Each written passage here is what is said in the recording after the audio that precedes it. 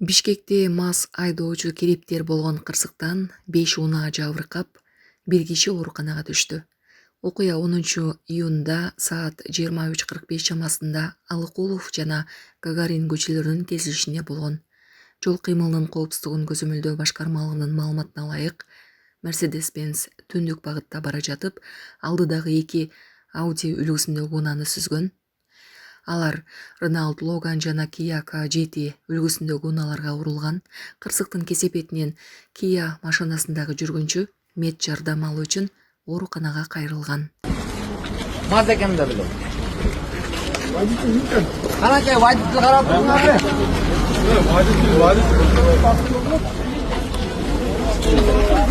Водитель канача кет калган жокпу? Бuyakta.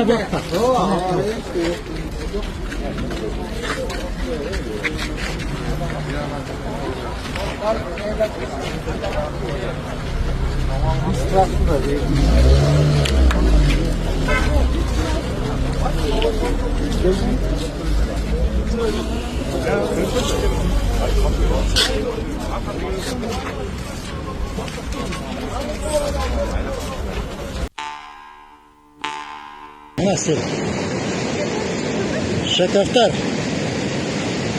Bunday seli вообще болбогон да бизде. Ой, мына. Чаткалдын Терексай айылындагы Сумсар жана Биримдик айылдарында сел жүрдү. Өзгөчө кырдаалдар министрлигинин маалыматына ылайык, сел суулары Сумсар Шиковтар унаа жолунун 2-3 чакырымындагы тилкесин жеп кетип, 5 чакырымын кум шагылга толтурган. Жеринде техника жолду тазалап, бир тараптуу ачылды.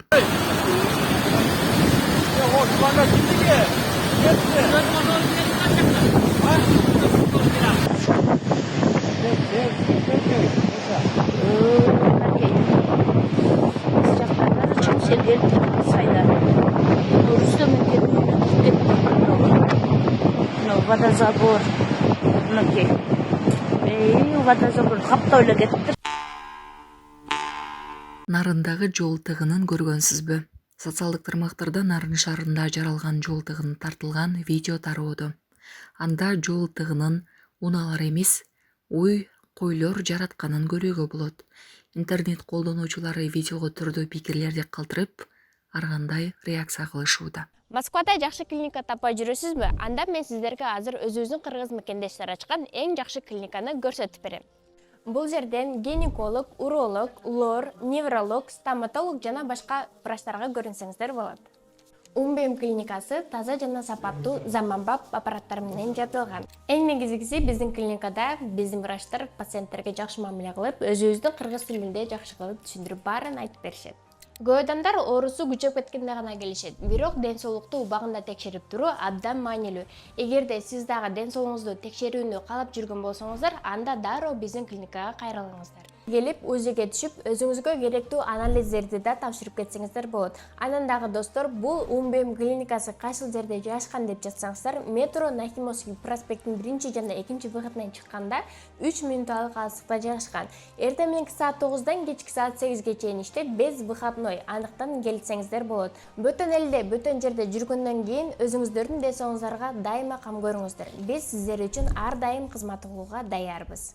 Вело жол менен жүргөн айдоочу 5500 сом айыпка жыгылды. Чолпон атадагы пляждардын биринде вело жол менен бара жаткан унаанын видеосу соц тармактарга тарады. Кайгылуучулар айдоочуну таап 5500 сом өлчөмүндө айып салды. Айдоочу вело жолго байкабай чыгып кеткенин билдирген. Бишкекте жолдун ортосунда мушташкан айдоочулар аныкталды. Алардын видеосу интернет желесине тараган болчу. Свердлов райондук милициясы тергөөгө чейинки текшерүү иштерин баштап, жыйынтыгында аталган жарандар аныкталды. Алар 1998 жана 1974 жылы туулган жарандар болуп чыкты.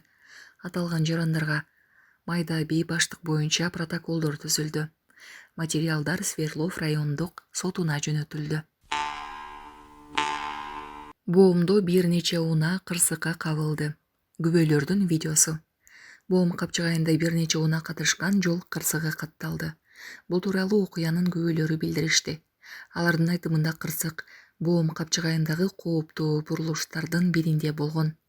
Бүгүн 11-июнда саат 18:38 чамасында бир нече унаа бири-биринин артынан кырсыкка учурады. Кызыл түстөгү унаага жардам берели деп токтотконубузда дагы бир унаа келип аңдарылып кетти. Айдоочулардан жолдо өтө этият болууну суранабыз дешти күбөлөр.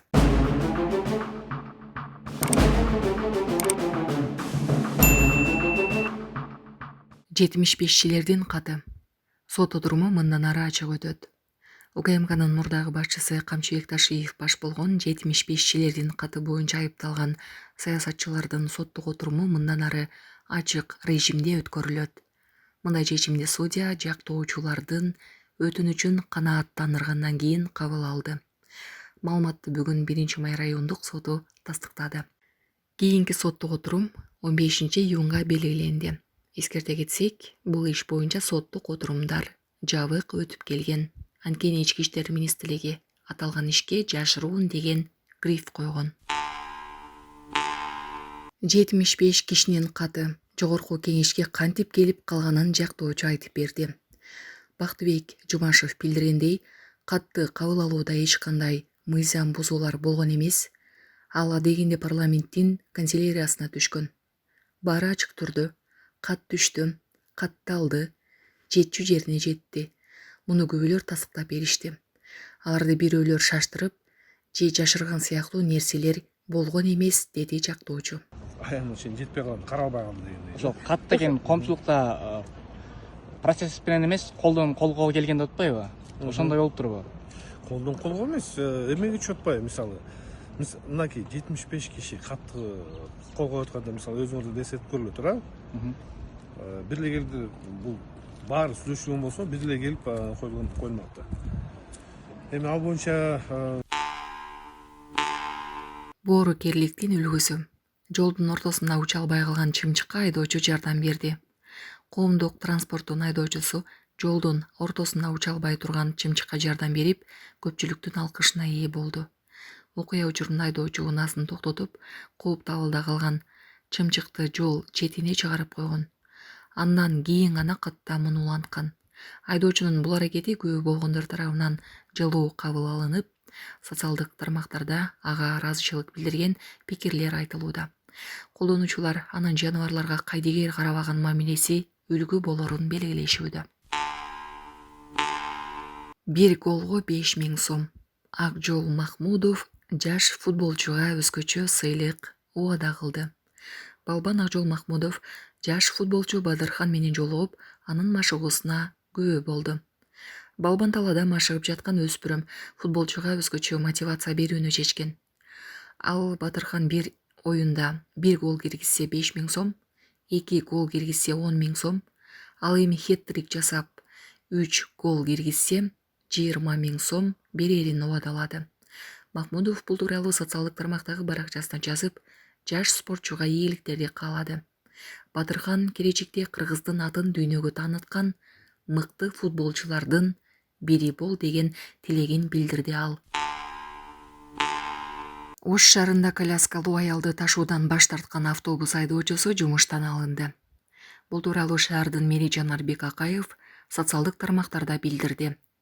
Ош шаардык муниципалдык транспорт ишканасы жүргүнчү аялдан кечирим сурап, айдоочуга чара көрүлөрүн убадалады.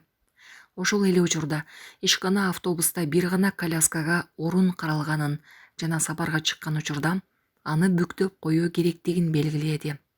Ал ортодо жүргүнчү да, автобус айдоочусу да милицияга арыз менен кайрылышкан. Каерде жазылып турат, бүктөсүн деп, каерде жазылып турат.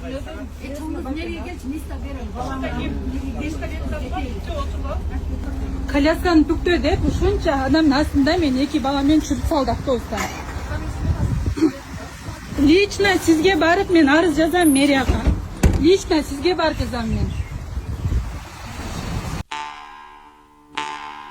Шылуундар вице-спикерге чалып, жогорку кеңештин депутаты Болот Ибрагимов шылуундардын агач алып тузагына түшүрө албай жаткан видеосун жарыялады. Андан белгисиз адам эл өкүлүнүн аты жөнүн, жашаган жерин билген киши болуп, телефонуна код жиберген. Максаты ишке ашпай турганын түшүнгөн шылуун соңунда депутатты мени шылдыңдап жатасыңбы деп сөгүп салган.